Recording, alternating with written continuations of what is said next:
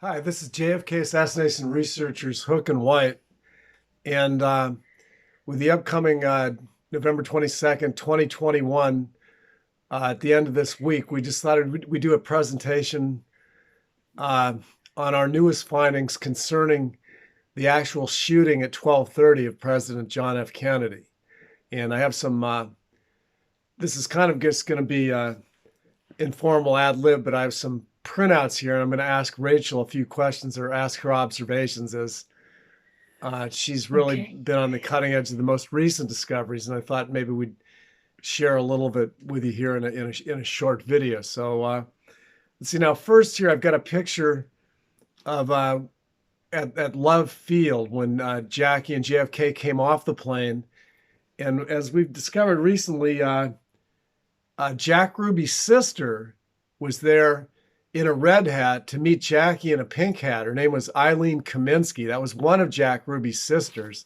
And you can clearly see her at There the we go. airport in the red It's hat. this lady here in the red hat. Yeah, and she greeted JFK. It's in Richard Trask's photo in his book, That Day in Dallas. That But does, yeah. what do you think that symbolizes? A sister of Jack Ruby making eye contact and a hat on, just like Jackie Kennedy, Rachel. What would be your observations of that? Well, I think that they used, I've talked about this before, they used colours and codes and symbols. So what you've got to remember is there's no way of texting people or letting people know what's going on in the moment. So they're going to use different clues to communicate with each other on the ground. So what I believe has happened is that this lady is wearing a red hat to symbolise to the team, the entourage coming off the plane, or Jack Ruby being the guy that was like the central Right. pin, as it was, as the groundsman to organise the hit on the ground, that the hit is a go. This is the conspirator team headed up by Jack Ruby and then seconding his sister in to tell these people the hit is a go. Yeah, I think so too. Now here we'll just move right along here. Mm. So it was a go. So the next thing Jackie did is she went alongside the cyclone fence and she was past a lamb chop hand puppet, was kind of a symbol of the assassination of a sacrificial Yeah, lamb by yeah. a woman we believe could be Jackie's sister, Lee Lee Radziwill. And here Radziwill. we have a photograph of that up by the fence. There we go. So you can see this lady, and this we believe is lamb chop. And it sounds really crazy to think that you would use a puppet, a little silly puppet, as a concealer of a weapon. Yeah. But this is the thing, the crazier the thing, the more unbelievable it is, the more likelihood is that they will get away with Now it. here we have some shots of Jackie. She took that lamb chop hand puppet and she tucked it in below the roses, and we can see her getting into the Yeah. car. If you can see down here, you can see the little face puppet of lamb chop in the car. So here we've got some photographic evidences that this lamb chop puppet was in the car. So we have to ask the question, why was that puppet in the car then? Now, apparently, now they went in the parade from Love Field. They went all the way down Main Street and then made a right turn onto Houston Street into Dealey Plaza. And then Jackie apparently held the lamb chop up as they went by the deep state people on the corner, which included the Rothschild Baroness. It included Jerry Patrick Hemming and David Morales as they rounded the corner. Jackie tipped her hat to them that it was a go, and she's holding up lamb chop as they go by all these people to symbolize, I believe, that the hit was a go to the deep state. These guys, they were all on radio mic. Well, the whole of the teams were in the teams. They had a shooter, a spotter, and a radio guy. So they all knew the progression of the motorcade and where it was at every moment, Yeah. even though the motorcade was running late. Right. So to see that, the first guy coming along to see that is going to radio. If they don't see that, to say abort, abort, abort, or Right. go, go, go. She tipped her hat She tipped her to hat. David Morales, who I believe that Yeah. was the coach of the in-car hit team. But they Yeah. proceeded up Houston Street, and Oswald appeared in the doorway of the TSBD about that time. So he had bailed about 2 minutes earlier from the sniper's nest and came down in the doorway. As the car made a left onto Elm and passed the TSBD doorway, and went a little ways down Elm Street till I believe it's a Zapruder frame 156, the first shot rang out, but nobody was hit at all. It went through the windshield and it ricocheted off the street from the back, but nobody was hit at all at about 156. And then they approached the freeway, so the sign at about Zapruder frame 200. And when they emerged from the other side of the sign, JFK had been hit in the back and in the throat. So he's up like this, but he was straight up. And Conley was still not yet hit. They went a little further down to about, I believe it's about Z255, and then Conley was hit.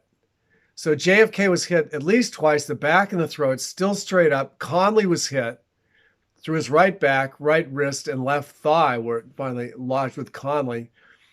And then the Altkin 6 photo was taken with Oswald in the doorway by Ike Altkins. He caught Oswald in the doorway, and Clint Hill, and I don't have Altkin 6 to hold up for you, but you guys can look that up. But Clint Hill riding on the car behind the presidential limousine, not even having drawn his pistol, and the shooting's been going on. Resounding high-powered rifles have been going on for 3 or 4 seconds, and Clint Hill is doing nothing. He's basically waiting for JFK to get his head blown off.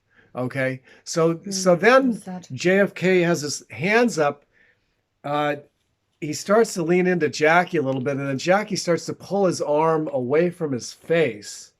Okay, so this is depicted on the front cover of this book, which the author actually missed what was going on here. What is going on there with Jackie and grabbing that arm? Well, there's two kinds of motions, I believe. There's a pulling motion or there's a pushing motion. So I want you to go and look at the Zapruder film really carefully in slow motion. Watch it big on your TV and watch what's happening, because really, if Jackie is responding to gunfire, the natural response would be to pull the person that you love and cherish towards you and drag them down onto the floor of the footwell of the car. But actually, when you watch her actions, and depicted in this photo as well, look at what her hands are doing. They're on top and they're pushing JFK's hands away from his face like this. So it's a pushing down away motion. She's clearing out his rather than a pulling face. away to herself to pull him out of the way. It's two totally different she's things. clearing out his face so he can be shot from the front. So that's what she's doing. By Greer, the driver, is really what's going on. That's the only reason to do that action, isn't it? So from that point of view, we can see that she's doing that, obviously to prepare for him to be hit. So, so they started to enter the kill zone. Just past the sign, really. Past where Conley was hit. So about Zapruder frame 300 through 309 in there. The car's slowing down, and Greer stopped the car. The brake lights were on. He stopped the car, and the reason he stopped it is so that he could turn around and shoot JFK in his left temple with a paralytic toxin shot to freeze JFK up, so then Jackie could shoot him from underneath behind his left ear. But don't you think that the actual job of a Secret Service security drive is to gas it up out of danger on the first suspicion that maybe gunfire, boom, should have been out of the place. Exactly. So way up on Elm. Right. But we have Greer doing the opposite. And actually what we have him is he looks around once, he sees that JFK is still up. Then the second time he looks around, he stopped the car. Kellerman grabs the wheel to hold it steady, which is he's riding in front next to Greer. While Greer turns around with his left hand and shoots up the center of the car, where Jackie's cleared out JFK's face. So now this occurs in about 312. So then we come to 313, where Jackie shoots JFK through the lamb chop hand puppet from underneath. And here's 313. So here's 313. I'm hopeful you can really see this very carefully. We've got a bigger picture of that, actually. Can you see? You can see if the light shines on it, really. But watch the Zapruder film for yourself. I can just about see here. We've got a trajectory here, okay, and a smoke cloud here. So we have to ask ourselves the question: how does that trajectory and a smoke cloud occur from a shot from anywhere else Exactly. between the two bodies. Right. Plus, we have fire from the muzzle blast. Yeah. Can you see? Can you see that a bit of orange? Which would not down would here not occur too. from a shot from a far distance coming in. Yeah. This is a shot that came out of a muzzle from her left hand. The pistol's inside the puppet. Inside the puppet. As Jean Hill said, Yeah. she was standing right there. The lady Yeah. in red on the infield said it looked like a little dog was coming up in JFK's lap, and this was the lamb chop puppet on Jackie's left hand, which came up. So the shot went up nearly straight up, blew out a hole in the left top of JFK's head, and then went up and then came down by the infield manhole cover without a divot. It just landed on the lawn by the manhole cover with a big clump of his brains next to this pointed tip, short range pistol bullet that landed by the manhole cover. So we have that there. And then actually that was in 313. And then 314, the shot came in from the lower picket fence that blew out JFK's upper right parietal. But that was in 314, whereas in 313, we can see that JFK's was not hit yet. Okay, so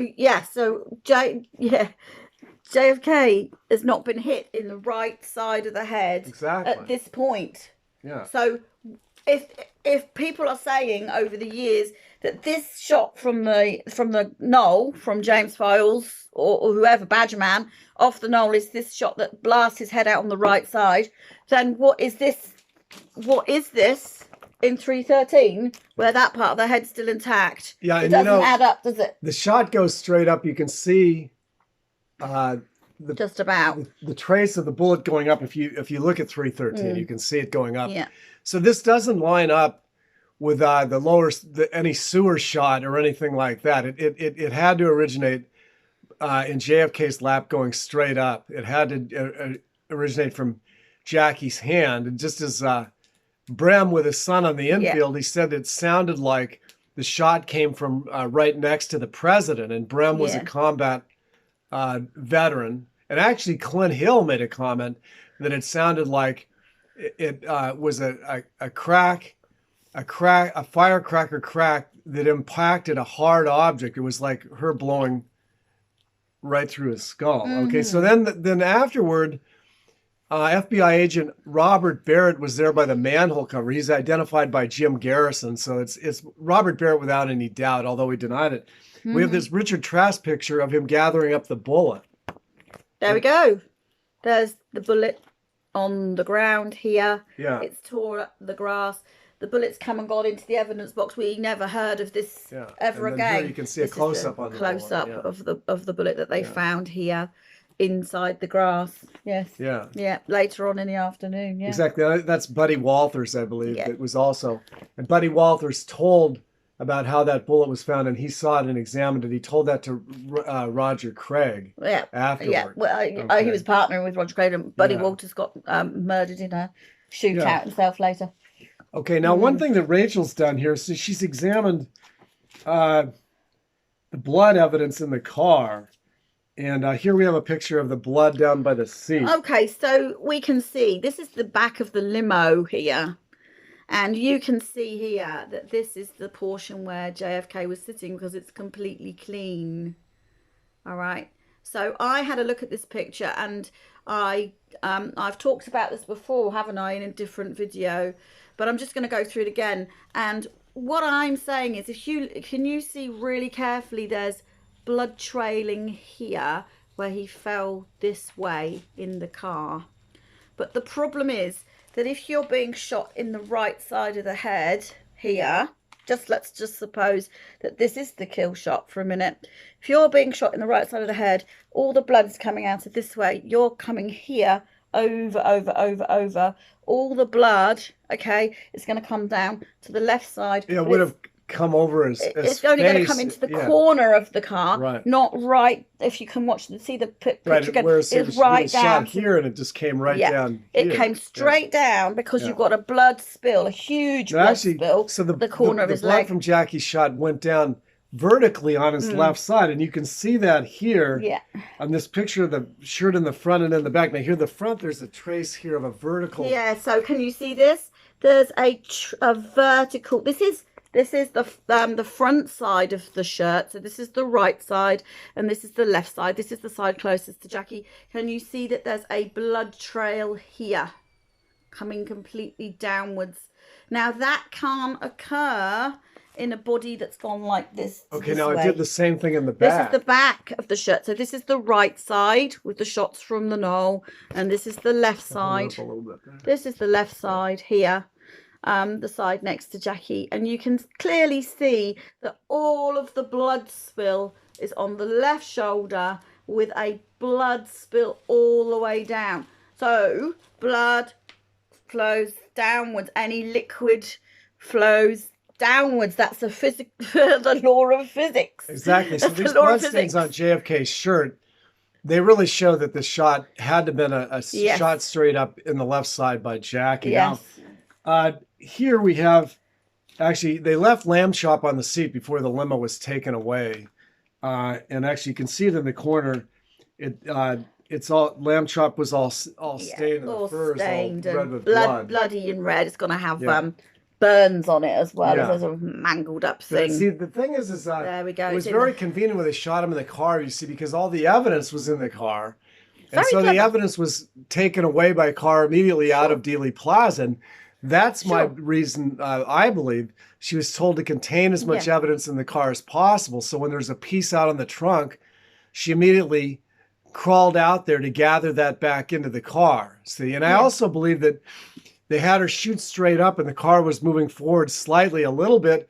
And I believe that they were hoping that that shot would drop back down on the car that came down by the manhole cover. So in other words, all the evidence is conveniently driven away in the car. And the assassins, actually, and the assassins too. All So it's a gone nice away. package. So now it's all all the driven focus out is of there. There's on nothing. Dealey Plaza. That's Everybody right. is running up the knoll. Everybody's running the TSBD, and there's confusion now about where the shots have come from, and neither of it. Well, there were shots off the knoll. There were shots from the TSBD, but the actual truth is gone. See, I believe that was all by design. Yeah. And I just wanted to add that I believe that David Morales had Jackie shoot him behind the left ear, okay, from underneath. Because then when he's laid out at Parkland, his head's furthest into the room. He's on his back, and the entrance behind the left ear, so somebody by the door can't see it, okay? Yeah. Then it came out through the top, and all they had to do was push his hair over it. Yeah. So the other wound from the picket fence in the right parietal, they couldn't cover up, but they did. And everybody commented about the big hole back here. All the doctors were in agreement about that. But there was also a hole up here from Jackie that went behind the ear and out through the hair, but that was covered up. And I believe one of the ones who was hovering over his head, who worked on this tracheostomy, this expanded entry wound in the front of his neck that they conveniently put that tube down, was Dr. McClellan, hovered over his head for the 20 minutes when JFK was there and made sure that nobody got too good a look at JFK's wounds. And lastly, we have JFK, and this would be a subject for another video, but J.D. Tippit was shot as the corpse. We happen to have a picture of JFK and Tippit on Air Force Two, where they were packed to be worked on by Reconstruction guy John Liggett of the CIA. And here's a picture Rachel can show you. Tippit is in the same picture as JFK. Can you see here? This is J.D. Tippit laid out. So we have to ask the question, how do the two of these men... There's a bigger pic of Tippit on the back. How the two of these men come together in the same place? Head there. So here's an extreme blowout of Tippit laying out there. If you look here, you can see a black spot here, which is absolutely correct because Tippit was shot here in the right side of his head. Okay, this side. I always get it wrong. The right side of his head here, and on 10th and Patton, and that was done deliberately so that he would have a clean left side of his head, so that they could then take photographs of Tippett as the body double and substitute them in and out as they so chose. So that's about it. But we approach this weekend of November 22nd. Please take a few moments to remember President Kennedy, okay? Remember, this is the day where they really are, they killed our country over the money. JFK was going to end the Federal Reserve. And I believe all the other reasons that are given were all valid, but they all are below that. The overriding thing was the money. The money. He was going to end the Federal Reserve. Yeah. I believe that's the main thing. And all the presidents from JFK up to today really is an invalid succession. And anything they enacted really is not valid. LBJ never should have been president.